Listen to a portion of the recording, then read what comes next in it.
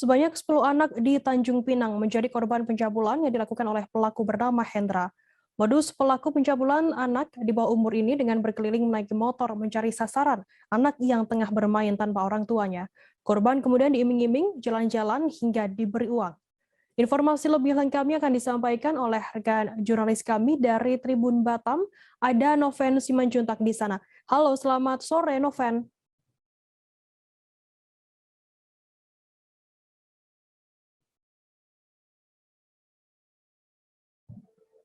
Ya, halo, selamat sore, Firda.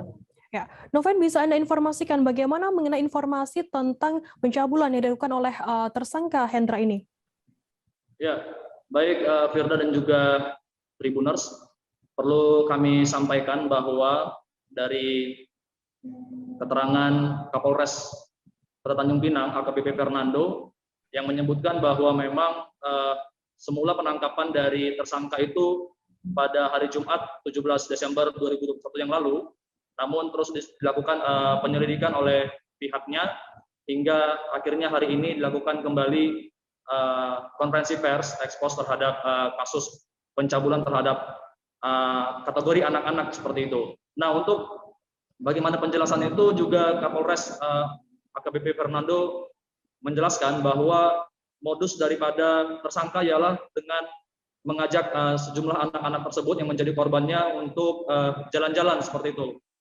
Dan dengan berbagai bujuk rayuan, ia juga menyaksikan ataupun memantau bahwa anak-anak tersebut atau korbannya memang tidak dalam pantauan orang tua seperti itu, sehingga memudahkan aksinya untuk membawa anak-anak tersebut ke tempat yang akan dieksekusi oleh dia untuk dilakukannya tindakan asusila.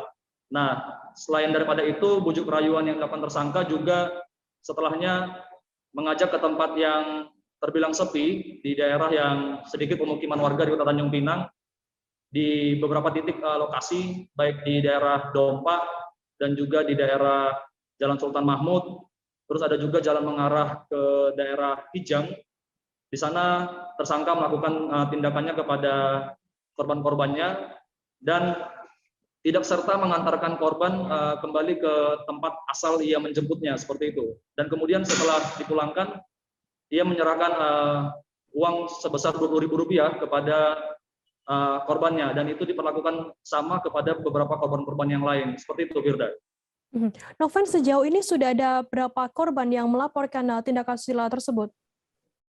Ya, baik Firda dan juga Tribuners, sebagaimana tadi disampaikan oleh AKBP Fernando dalam ekspos pagi tadi, ia menerangkan bahwa sejauh ini baru 3 pihak yang melaporkan ke pihak Polres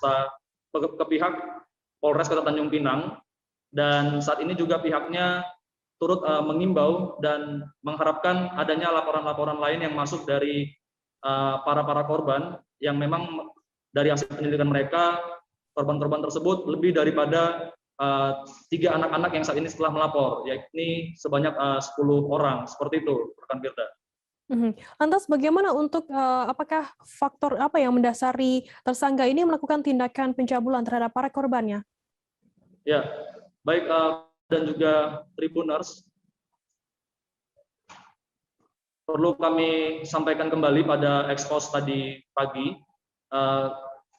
Kapolres Tanjung Pinang langsung meminta dari pelaku menjelaskan apa sebenarnya yang menjadi latar belakang tersangka melakukan tindakannya.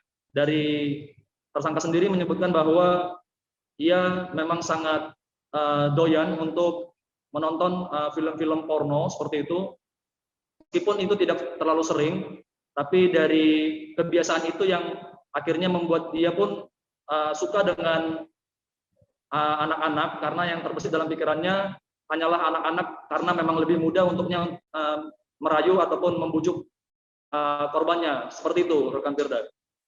Baik, terima kasih rekan jurnalis dari Tribun Batam, Noven Simanjuntak atas laporan Anda. Selamat bertugas kembali. Dan tadi Tribuners, Noven juga sudah menghimpun keterangan dari Kapolres Tanjung Pinang, AKBP Fernando. Berikut liputannya untuk Anda. Terkait penangkapan terhadap kasus tindak pidana pencabulan terhadap anak di bawah umur. Dari tindak pidana yang dilakukan oleh tersangka kami mengenakan pasal 82 ayat 1 Undang-Undang Republik Indonesia nomor 17 tahun 2016 tentang penetapan peraturan pemerintah pengganti Undang-Undang nomor 1 tahun 2016 tentang perubahan kedua atas Undang-Undang Republik Indonesia nomor 23 tahun 2002 tentang pelindungan anak menjadi undang-undang yang berbunyi setiap orang dilarang melakukan kekerasan atau ancaman kekerasan, memaksa, melakukan tipu muslihat, melakukan serangkaian kebohongan atau membujuk anak untuk melakukan atau membiarkan dilakukan perbuatan cabul.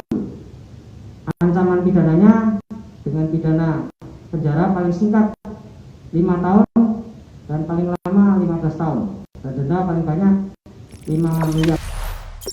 Jangan lupa subscribe, share, komen, dan like ya.